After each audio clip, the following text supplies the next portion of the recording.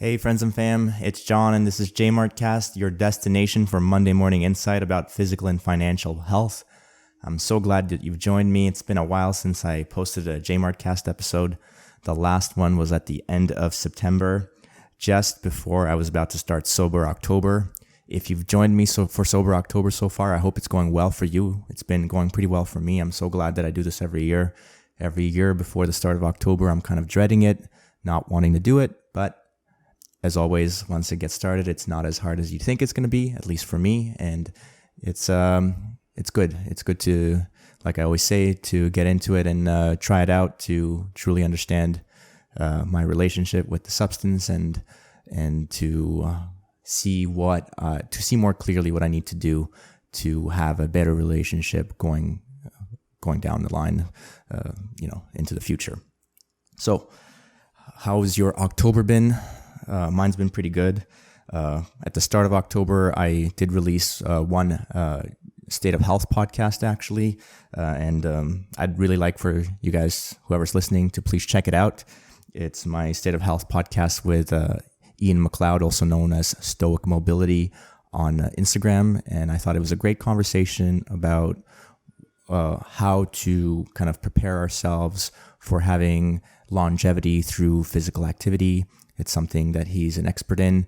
I don't know if I can say he's an expert in. I mean, no one can really say they're an expert in longevity, right? Unless you're really old and still like have a good health to say. Like he's, a little bit older than me, but probably not that much. So, but he's definitely someone who has a lot of experience with physical training and has been through the trials and tribulations of having to overcome injuries and setbacks and kind of learn what it takes to fix the things that are causing these injuries to happen, such that he can live a pain-free lifestyle and active life currently. So please go check that out. It doesn't have as many views as some of the other State of Health podcasts. So I'd really like for people to listen in, check it out, and get some valuable insights. I've made a few short clips from the podcast on my Instagram page that you can check out. So please do all that. Now, the other major physical fitness related thing in October that happened was I ran the Toronto Marathon, the Waterfront Marathon, last Sunday. And this was a really good experience for me. I set the goal to do the run at the beginning of the year. Then I did a podcast, the State of Health podcast, with my trainer buddy, Daniel Yours, in the beginning of April or maybe May, about the goal and kind of how I was preparing to do it. We also discussed his goal as well. And so my goal was to be able to complete the marathon injury-free, or the half marathon in this case, injury-free. And also, if I could do it in under 2 hours, that would be like the cherry on the cake for me, saying that I really accomplished this goal to the best of my ability and to the best of my desires. And that's exactly what I did. I finished the race in 1 hour and 54 minutes and a few seconds at a pace of about 5 minutes and 20 seconds per kilometer. Really happy with that. It was a great performance. It's the fastest that I've ran all season long this year. And it was a surprise to me that I was able to hit that pace and be able to do it in under 2 hours, because I hadn't been able to run that fast, or I hadn't really tried to run that fast all year long. I had run a half marathon distance, 21 kilometers, during my training, and the time that I was able to accomplish it for the training time was 2 hours and 25 minutes. So to be able to do it in only an hour and 54 minutes, that's basically a half hour improvement. It's a huge improvement, right? More than 1 minute per kilometer pace decrease, meaning I was 1 minute faster per kilometer. So that was great. But in all honesty, and this is what I've been telling all the friends who've been asking me about it, and I posted it on my Instagram, I'm most happy about the feeling of being healthy again, because for about a month prior to the race, I was down in the depths and feeling horrible. So at the beginning of September, my son started to go to junior kindergarten, and within the first week, he came home and brought back some sort of viral infection that really affected me and made me feel ill. At first, it was just regular respiratory virus kind of symptoms of like having a cough, having a sore throat, runny nose, that kind of stuff. But then as I was clearing those symptoms, I was starting to develop new symptoms of like gastrointestinal issues where I wasn't able to go to the bathroom properly, couldn't produce a solid log to save my life. Sorry to get a little graphic there. And actually the same thing happened to my children. So I'm pretty confident that it was this viral infection that my son brought from school. And that really had a huge impact on me, like health-wise, because it made me have like stomach cramps and pains that made it difficult to even just consume food. Every time I was eating something, I had a lot of pain, and it made me not want to eat, essentially, which is obviously not a good strategy for dealing with illness. It's not sustainable, of course, and I ended up losing a decent amount of weight. I lost 10 pounds, maybe 15 pounds of weight, which is kind of ridiculous. I don't really have that weight to lose. I'm a pretty lean person to begin with, and now I'm back to my high school weight, like something of the weight that I wrestled at when I was 16 years old. It's like nearly 20 years ago, right? So kind of crazy that I lost that much weight, and my stamina was really perturbed by that when I was still doing my running to train for the marathon. There was one time that I tried running that I felt so horrible that within the first couple minutes of me going out to start to run, I was already feeling the stitches in my gut and not able to really run at a pace that was representative of what I was capable of. I just pushed through it anyway and tried to run what I could, but it was making me feel like I would have to possibly cancel the event and not run. But luckily, with a little bit of help from like me doing a little bit of intermittent fasting, trying to really only eat food that would be easy to digest and not perturb my stomach too much, I was able to clear this virus and get my stamina back, not feel pain from every time I would eat. And the last week leading up to the half marathon, I was feeling pretty much back to normal. I decided to go ahead with the run, and then I was able to have this performance that met my goal, and I was really happy with that. And just to give a little shout out, I had another friend who ran a full marathon at the same event. And this female friend, she ran the full marathon, twice the distance that I did, at a faster pace than me. She did it in just under 3.5 hours, meaning that she qualified for the Boston Marathon. So shout out to my friend, who is a badass person who I look up to and who I think of every time I run and I want to push my pace. So thank you so much for the inspiration, and way to go on qualifying for Boston.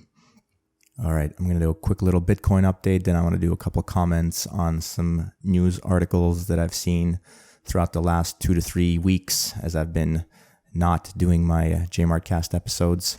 So with regards to Bitcoin, we are sitting on block height 813,212. The price of one Bitcoin is trading at $29,867 US. $1 will buy you 3,348 sats. Sats are the cents equivalent of a Bitcoin, right? If you think of $1 subdividing to 100 cents, one Bitcoin can subdivide into 100 million sats. So the amount of $1 that, or the amount of sats that $1 US is capable of purchasing you has actually gone down a little bit since there's a recent price increase. We're back to near the $30,000 mark, about 80% up since the start of the year. By the way, just a quick mention, as I always do, if you want to support the podcast and just show your gratitude in any way, there's always, you can, like and subscribe and all that, share the podcast with friends. But if you want to do so with a few sats, feel free to listen to the podcast with a app that has Bitcoin enabled on it. These are called Podcasting 2.0 apps. There's many examples. The ones that I like are Fountain. It's called Fountain. Just search it on the App Store, whichever one, you'll be able to find it. There's another one called Podverse and Breeze. These are great options, and they have it enabled such that you can send sats or Bitcoin to the podcast that has it enabled per minute listened, or you also have an option called a boostagram where you can just send one amount attached with a message. So if you do so and send me a message, I will definitely read the message on the podcast and thank you for it. So moving on. So usually I do the second half of the podcast trying to talk about certain aspects of Bitcoin, and this time around I'm just going to make a few comments about the news that I've been seeing and kind of how it kind of really shows the system that we're currently living in, how broken it is. And, you know, the more you see the problem, the more you can see that there's a solution offered by Bitcoin. But unless you see the problem and feel it for yourself, I think it's kind of pointless to talk about Bitcoin. Maybe the first thing we can talk about is the U.S. debt clock. Do you guys know about that? The U.S. debt clock, which in real time shows the amount of debt that the U.S. government is in. If you just go to usdebtclock.org, you can see it for yourself. So currently it's at 33,658,425,000,000 and change. And this number has been going up at a staggeringly increasing rate. Let me look at let me pull up some tweet that really illustrates how fast this has been happening. There's a tweet that says, our national debt, this is a tweet from October 11th, so more than a week ago now. It's quite a bit higher than that now, but it says our national debt has jumped by 550 billion, so half a trillion in the past 3 weeks. What is going on? This is way above the pace of 2 trillion per year expected by the government. We were at 31.4 trillion just 4 weeks ago, 31.4, and we've increased by 2.1 trillion in 4 months. This is since the debt ceiling got removed, I guess, right? There's always like a ceiling every 4 years that they got to debate over whether they're going to remove it or not. They always do, but there's always like some political thing that somebody wants that they're going to get for allowing for the debt ceiling to be removed, right? So they don't let the ceiling to be removed unless they get their, like some politicians get what they want. And so ever since it got removed, it's jumped up by 2.1 trillion in 4 months. It's ridiculous. They're never going to be able to pay this debt back. And not only that, there's also on the website, the usdebtclock.org, if you look at the bottom right corner, it also talks about the U.S. unfunded liabilities. This is Social Security and Medicare. That number is just bonkers. It's 194 trillion, $757 billion. Yeah, that's never going to get paid out. So just goes to show the level of corruption and the brokenness of the system. And that system, of course, is the fiat money system, right? The fiat money is the money that simply has value because government says that it has value, not because it has any sound properties to it. So with fiat money, you can just keep creating more and more out of thin air, and this is why we have inflation. This is why the prices of goods and services continues to go up, and why people are unable to afford basic things like groceries, let alone, property. And all these politicians, they're just all corrupt. They just want to be close to the money spigot so they get their turn at getting some of the money as it's being churned out, right? The closer you are to the printer, the first you are to get the new fresh money, therefore you are more able to benefit from it. And honestly, the only politician that I currently see on the global scale who is doing anything remotely close to helping its people is the president of El Salvador, Nayib Bukele, the president that made Bitcoin legal tender for his country, and he's doing things like this new thing. They built a hydroelectric dam for their country. I'm going to read a tweet about this hydroelectric dam that was originally planned in 2008, and you'll see what I mean. So El Salvador's Chaparral hydroelectric dam was originally planned in 2008 at an original cost of $200 million.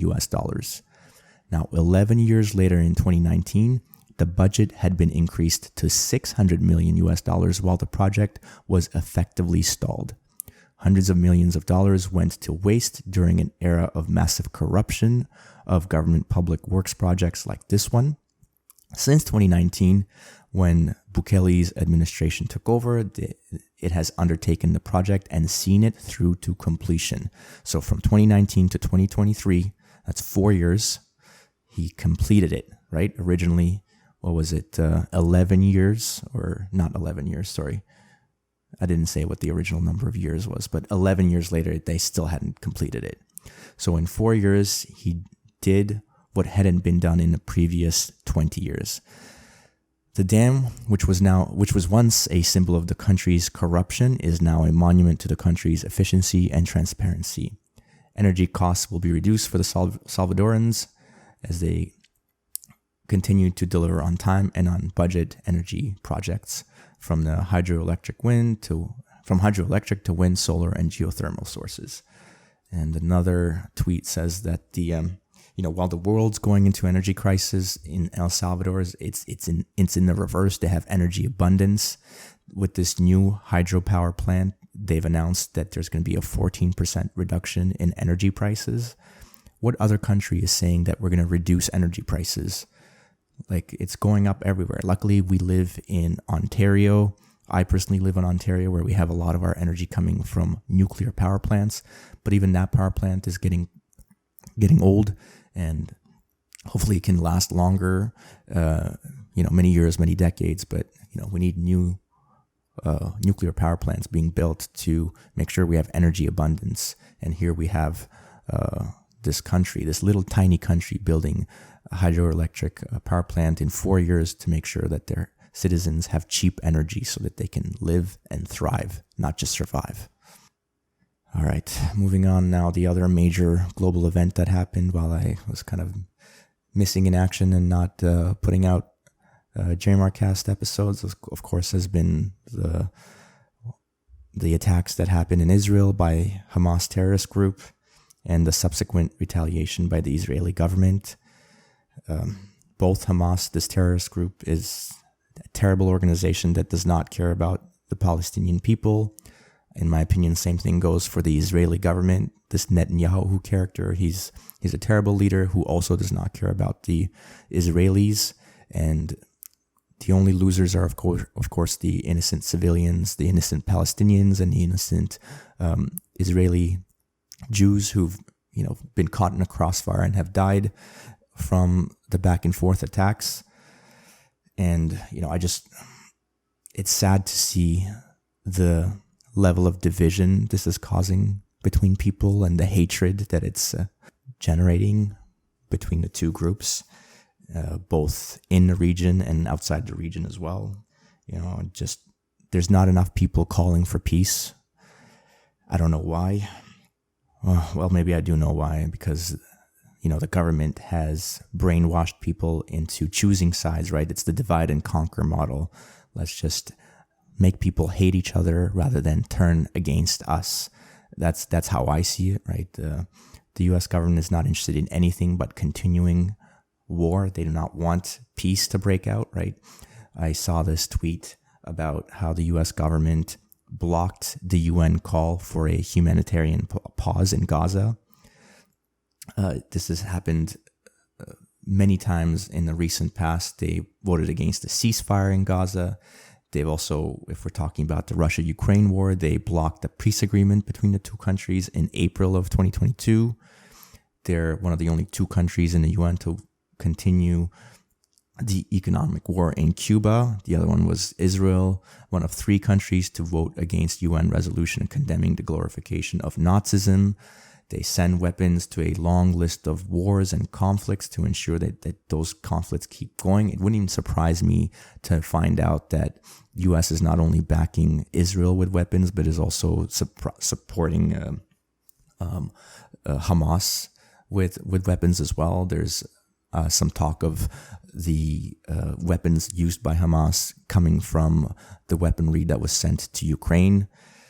Yeah, they do that. They undermine democratic elections all around the globe and just create all these conflicts. So And, this is all part of the military industrial complex that Eisenhower, the president after World War II, that warned about. And it's just gotten so out of hand that there's just perpetual war. Just as you thought Russia-Ukraine was winding down, boom, there's another one right coming after it with, Israel and Palestine. All right, let's move on from that to talk about a couple last things. A story that broke out a couple days ago on October 19th is that Health Canada now confirms that there's presence of DNA sequences in the Pfizer shot. Health Canada regulators say that Pfizer did not disclose the presence of simian virus 40 SV40 DNA sequence in the mRNA COVID-19 shots at the time of filing. So for those who don't understand how much of a big deal this is, originally it was always, it's just mRNA in these shots. You got nothing to worry about. mRNA is, very transient molecule that's not going to stay in your system for very long.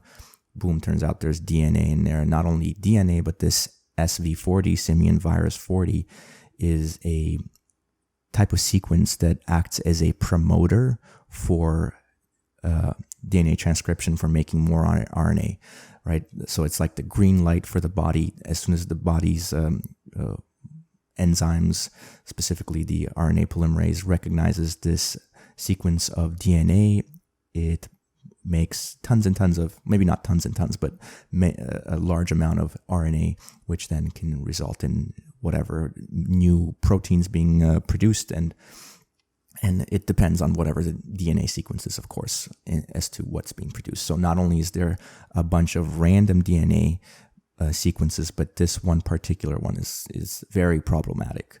Now, of course, the official statement behind is, it's not as dangerous as people are claiming it to be. But of course, they're moving the goalposts. At first, it was, don't worry, it's just RNA. Now it's like, there's not being DNA found. Oh, it's not that bad. It's going to be, moving the goalposts all the way until, I don't know what, until they finally can confirm that all the, increased rates of cancer that people are talking about is because of these COVID shots.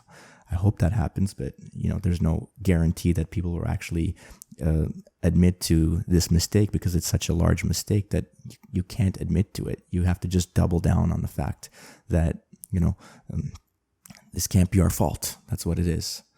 By the way, there's a great book called Mistakes Were Made, but Not by Us. Sorry, not by us, but by me. So it's titled Mistakes Were Made, but Not by Me, with a subtitle of Why We Justify Foolish Beliefs, Bad Decisions, and Hurtful Acts.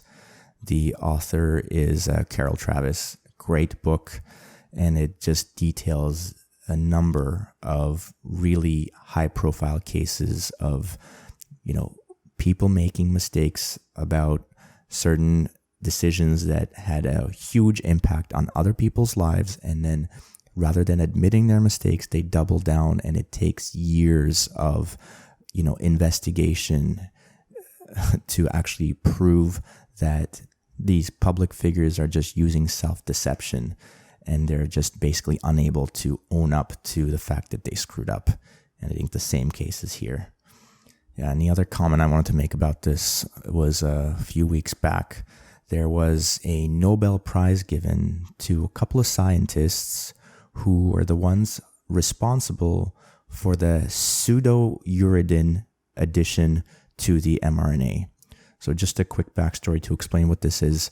So there's DNA and RNA, and we have 4 specific molecules that represent these DNA and RNA. So we have for DNA A, G, and T, C. So these are adenine, cytosine, guanine, and thymine. So A, G, C, T. And with RNA, you have 3 of the same 4 molecules. You still have the A, C, G, but instead of T, you have something different called uracil. So instead of thymine, you have uracil. Now, if you add just a methyl molecule, which is a carbon with 3 hydrogen molecules, then you turn the uracil to thymine, And by this methylation, it's called, you're making the structure of the molecule a lot more stable.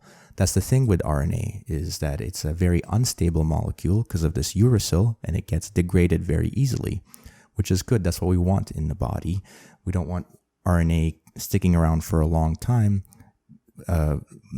telling the ribosome, which is this molecule that uses the RNA to produce proteins, to continuously, produce more and more protein. You just want it to be there transiently for a short amount of time to make as much protein as is necessary, but then to degrade away so that you don't overproduce.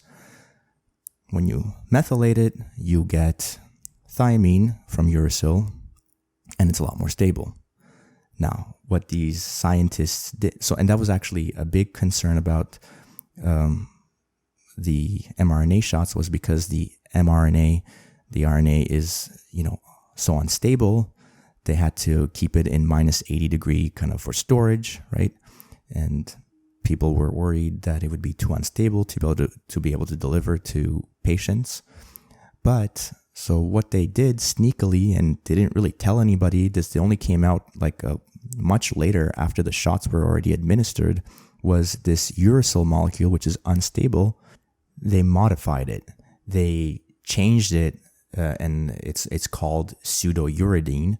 And this change, similar to the methylation that uracil turns into thiamine and becomes more stable, whatever modification they did now made this pseudouridine be much more stable. And so that was, the Nobel Prize was given for that part of the mRNA shots, for COVID. So it wasn't it's funny because the Nobel Prize wasn't given for the actual creation of the mRNA vaccines, just this one component that makes this unstable part of RNA become much more stable. And before I try to explain why, well, let's talk about that first. Like, why wasn't the Nobel Prize given for the actual, creation of the mRNA shots? Well, because the guy who owns the patents on the mRNA shots has been vehemently against its use, because he sees that the problems associated, the adverse events, and he's not very happy that it's being used so widespread, right? He's been very critical. And so why would you give a Nobel Prize to some dude who's being critical? Instead, let's find some patsies who are much more open to continuing to push these shots on people, even though it's not necessary, right? And then that way, maybe we can encourage people to uptake more of these shots as like the new, viral season is starting up, and, uptake isn't as good as it was the first time around. So let's encourage people by showing that look, these scientists who helped with this small part of the vaccine creation, they get the Nobel Prize. Yeah. Anyway, the other point I wanted to make was that the fact that the amount of stability that this pseudouridine molecule adds to the mRNA shots is such that the mRNA is able to be detected in the blood of people who've been given the shots 2 months after they've been given the shots, for 2 months. Meanwhile, mRNA is supposed to degrade in a day or two, but 2 months later with these pseudouridine mRNA shots, it's still there. And it's not because after 2 months that they were able to no longer detect it, is they just stopped the experiment to look for it, which is just ridiculous. I don't know what else to say about that, except to say that if you follow mainstream media's advice on what to do, whether it's regarding your physical health or your financial health, you're going to end up poor and sick. That is my opinion. I'd like to see anyone prove me wrong. And I'll just finish off today's podcast episode with a tweet from a Bitcoiner who I've been in touch with online, but I haven't met in person yet, but I hope to meet him soon in person. This is Rajat Soni on Twitter or X. You can find him at Rajat Soni Finance. Actually, the finance part is not spelled with an I, so it's Rajat, R-A-J-A-T, Soni, S-O-N-I, and then finance is F-N-A-N-C-E. Great guy for getting financial advice, and this is a tweet he wrote on October 18th. He says, a majority of people take on debt to go to school, take on debt to buy a car, take on debt to buy a home, work a job they hate for 40 years, are miserable the last 10 years of their lives because of the decisions they made for the first 60 years. Don't be like the majority. I thought this was a great tweet about how to make sure you have a better financial health outlook than most people. And kind of building off of that, I kind of constructed a similar tweet about physical health. And I said that the majority of people will never lift anything heavier than their child, if that. They will never push their heart rate to zone 2 or higher for greater than 30 minutes. They will never stretch or think about their posture except to hunch forward to look at a TV or a phone. And they will spend the last couple decades of their life with chronic disease feeling miserable. Yeah, so don't be like most people. Take care of yourself, both of your financial and physical health. These are the two most important parts of your life that most people take for granted and ignore. And with that, thank you for listening. Thank you for joining me this week on the JMART cast. I love you all.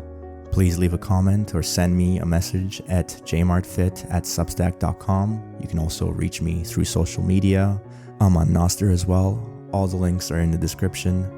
Love you all. Have a good week. Stay active. Be grateful. JMART out.